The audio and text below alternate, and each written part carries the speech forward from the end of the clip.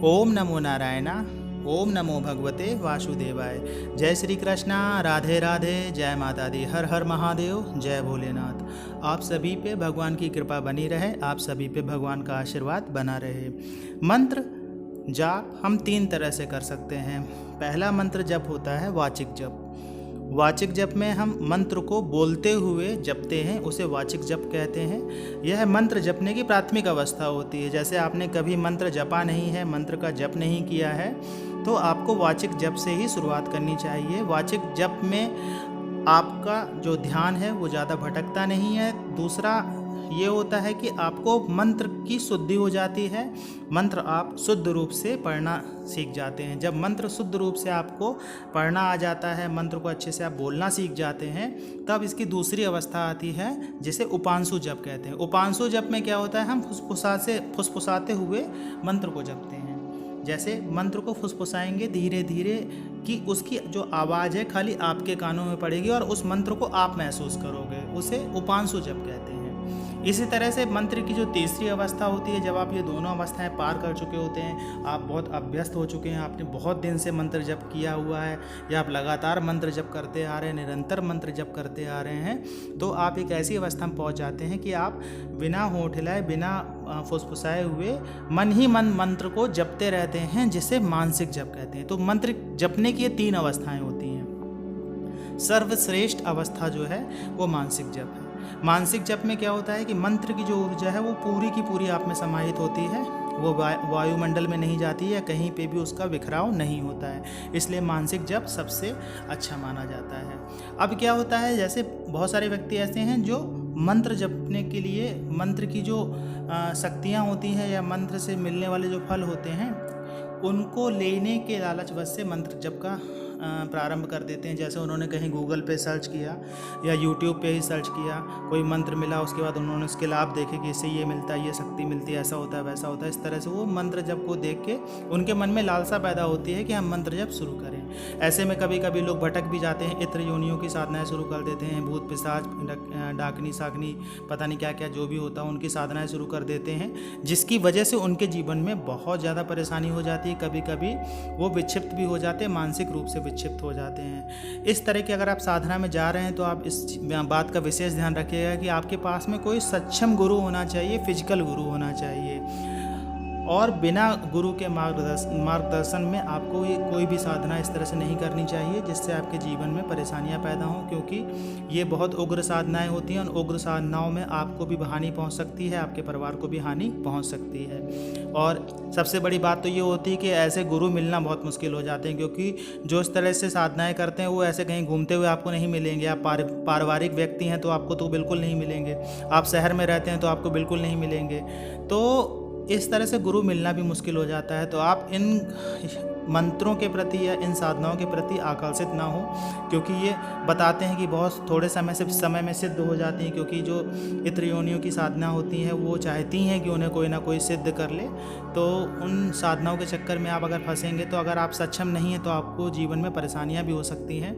बाकी जो मंत्र जप होता है, जो सात्विक साधनाएं होती हैं, उनमें बहुत समय लगता है सिद्ध होने में, और सिद्धि मिलेगी कि नहीं मिलेगी ये भी डिपेंड करता है कि आपका चंद्रमा कैसा है कुंडली में। अगर आपका चंद्रमा अच्छा है तो बताते हैं कि मंत्र बहुत जल्दी सिद्ध हो जाता है।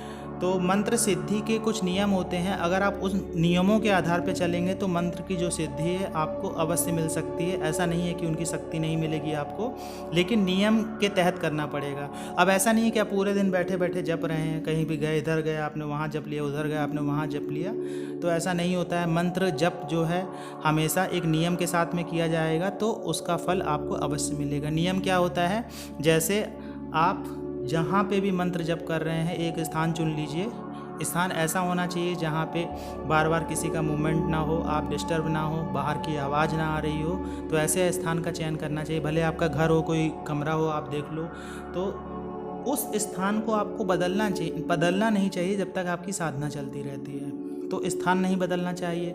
दूसरा क्या है कि जो आपका आसन है उस आसन को नहीं बदलना चाहिए, वही आसन पे आपको बैठ के मंत्र का जप करना होता है। उसके बाद में आपके वस्त्र आते हैं। वस्त्रों का जो चुनाव है वो मंत्र जप के हिसाब से करिए कि मंत्र जप में कौन से देवता का मंत्र आप कर रहे हैं, उन्हीं देवताओं से संबंधित ही रंग के कपड़े पहनिए तो आपको ज़्यादा लाभ मिलेगा। और जो वस्त्र हैं उन वस्त्रों को पहन के आप बाकी काम मत करिए, खाना पीना ये सब चीज़ें कोई भी कर्म मत करिए, खाली वो मंत्र साधना के लिए ही कपड़े रखिए। मंत्र जब आप करते हैं तो दिशा का भी बहुत बड़ा महत्व होता है। हर मंत्र की अपनी अपनी दिशाएं होती हैं। जैसा कि आपके गुरु ने बताया होगा कि इस दिशा में बैठ के मंत्र जप करना है तो उसी दिशा में ही मुख करके मंत्र का जप करिए। वैसे ज़्यादातर सात्विक साधनाओं में हम उत्तर की तरफ मुँह करके मंत्रों का जप करते हैं। और जिन देवी देवताओं को जिस भी तेल का या घी का दीपक जलता है वही दीपक हमें जलाना चाहिए, तभी साधनाओं में शक्ति मिलती है, तभी मंत्रों में शक्ति मिलती है और मंत्र आपका सिद्धि की तरफ बढ़ता है। जैसे घी का दीपक जलाना है तो आपको घी का दीपक ही जलाना है, तेल का दीपक जलाना है तो आपको तेल का दीपक ही जलाना है। और सबसे बड़ी बात होती है समय की। जो समय होता है वो नियत होना चाहिए। अगर आप 8 बजे सुबह करते हैं तो 8 बजे, अगर आप सुबह 6 बजे करते हैं, 5 बजे करते हैं, 4 बजे करते हैं तो वो समय नियत होना चाहिए। ऐसा नहीं कि आज 4 बजे कर लिया, फिर कल 5 बजे, परसों 6 बजे और उसके बाद में फिर आपका कुछ समय ही तय नहीं है कि कब करना है। शाम को भी अगर आप करते हैं तो समय का जो बंधन है वो आपको करना ही पड़ेगा। अगर आप समय के हिसाब से नहीं करेंगे तो भी आपको मंत्र में सिद्धि नहीं मिलती है। अब आप कहेंगे कि समय का क्या महत्व होता है, समय से हमें मंत्र को जब क्यों करना चाहिए। देखिए, जब आप मंत्र जप करते हैं तो आप जब जिस समय पे बैठ के मंत्र जप कर रहे हैं, पृथ्वी कहीं ना कहीं अपनी धुरी पे 24 घंटे घूमती है, तो वो एक जगह पे जहाँ पे आपने मंत्र जप शुरू किया उसी जगह पे है अभी। अब आपने मंत्र जप की ऊर्जा भेजना शुरू किया। जैसे आपने ओम नमः शिवाय बोला, ओम बोलते ही आप ब्रह्मांड से जुड़ गए, ब्रह्मांड से आप जुड़ गए। उसके बाद आपने बोला नमः शिवाय, मतलब आपने शिव को पुकारा, आपने शिव को नमन किया। तो ओम नमः शिवाय का आप जप कर रहे हैं, आपने अपनी ऊर्जा भेज रहे हैं। और सबसे बड़ी बात होती है एक फ्रिक्वेंसी आप छोड़ रहे हैं ओम नमः शिवाय बोल के, ओम नमः शिवाय बोल के, वो फ्रिक्वेंसी में मंत्र जा रहा है। आपने 1 घंटा करना था, आपने 1 घंटा किया। उसके बाद में क्या हुआ कि आज आपने शाम को 6 बजे किया था, कल आपने क्या किया, उसी मंत्र को 7 बजे बैठ गए। तो पृथ्वी 6 बजे जहाँ पे होती है अगले दिन घूम के फिर वहीं 6 बजे आएगी। तो जहाँ आपने मंत्र छोड़ा था वहीं से आप मंत्र को और ज़्यादा बढ़ाना शुरू कर देंगे। और जब आप 7 बजे कर देंगे तो पृथ्वी उस जगह से हट जाएगी। जब उस जगह से हट जाएगी तो आप फिर से वही शुरुआत से शुरू करेंगे। मतलब जहाँ तक आपने कल छोड़ा तो वहाँ से आप शुरू नहीं हो रहा है। कहने का तात्पर्य यह है कि 1 घंटे में जितनी ऊर्जा या जितना सामर्थ्य लगा के आपने मंत्रों को फ्रिक्वेंसी बना के आपने पहुँचाने की कोशिश की थी वो तो वहाँ तक गई। उसके बाद में क्या हुआ, आपने जगह एक तरह से जगह बदल गई। वो जब पृथ्वी घूम जाती है तो जगह बदल जाती है। 1 घंटे बाद की जगह हो गया, फिर वहाँ से आपने शुरुआत कर दी। फिर एक दिन क्या हुआ, फिर आप पहले वाले समय पे आ गए। तो नियमितता नहीं हुई। तो इसीलिए आपने सुना भी होगा, लोग कहते हैं कि मंत्र का जप है एक ही समय पे करना चाहिए। तो एक समय पे करने का अर्थ है एक समय पे। ऐसा नहीं है कि कल 8 बजे कर लिया, आज 8:05 फिर 10 मिनट पर। समय का थोड़ा सा नियम बनाएंगे तो आपको सिद्धि अवश्य मिलेगी। और मंत्र जप अगर आप माला से कर रहे हैं तो भी ठीक है, माला से नहीं कर रहे हैं तो भी ठीक है। लेकिन माला से नहीं करते हैं तो उसमें क्या होता है कि आपको पता होना चाहिए कि आप कितनी देर कर रहे हैं। ऐसा नहीं कि आज 15 मिनट कर लिया, कल आधे घंटे कर लिया, उसके बाद 1 घंटे कर लिया, उसका भी कोई प्रभाव नहीं है। आप जब मंत्र जप करते हैं तो एक नियत समय में करिए, एक नियत समय के ड्यूरेशन में करिए। इसीलिए माला का प्रयोग किया जाता है। कहते नहीं है कि 51 माला कर लीजिए, 101 माला कर लीजिए। तो उसमें क्या रहता है कि आप नियमित रहते हैं कि हाँ 101 माला मतलब रोज़ 101 माला कर रहे हैं। आप एक फ्रिक्वेंसी के बंडल बना के भोलेनाथ के पास में भेज रहे हैं। इसको इस तरह से समझने की कोशिश करिए तो मंत्र की जो सिद्धि है वो जल्दी मिलती है। लेकिन अगर आप वही आप आज 1 माला कर ली, कल 2 कर ली, फिर परसों 3 कर ली, फिर एक दिन 1 कर ली, फिर एक दिन नहीं कर पाए, तो नियमितता बहुत ज़रूरी है। अगर आप मंत्र का जप कर रहे हैं, कोई साधना संकल्प लेके कर रहे हैं तो आपको लगातार मंत्र जप उसी समय पे करना पड़ेगा, उसी आसन पे करना पड़ेगा, उसी दिशा में करना पड़ेगा, उसी दीपक के साथ करना पड़ेगा। और जो मूर्ति या प्रतिमा आप रखें उसी के साथ में ही करना पड़ेगा।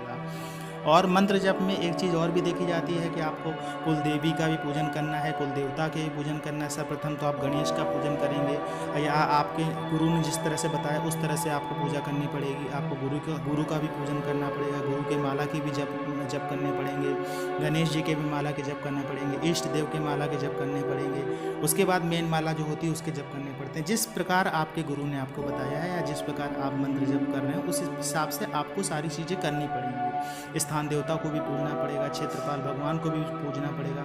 तो सबको सामंजस्य बना के आप जब करेंगे पूरी सामग्री के साथ में, पूरे विश्वास के साथ में और पूरे ज्ञान के साथ में, ज्ञान भी बहुत ज़रूरी है, ज्ञान बोलना भूल गया था, पूरे ज्ञान के साथ में आप जब करेंगे तो आपको सिद्धि अवश्य मिलेगी। क्या होता है, हम लोग नियमितता नहीं डालते हैं अपने मंत्रों में और नियम से कोई भी चीज़ करते नहीं है, इसकी वजह से हमारे मंत्रों में सिद्धि नहीं आती है। फिर हम दोष देते हैं कि नहीं ऐसा कुछ नहीं होता, सिद्धि विद्धि कुछ नहीं होती है। तो सिद्धियाँ होती हैं तभी मिलती हैं जब आप कोई काम नियम से करते हैं, समय से करते हैं, दिशा के अनुसार करते हैं। समय का क्या महत्व वो हमने आपको समझा ही दिया। आशा है आज की जानकारी आपको अच्छी लगी होगी।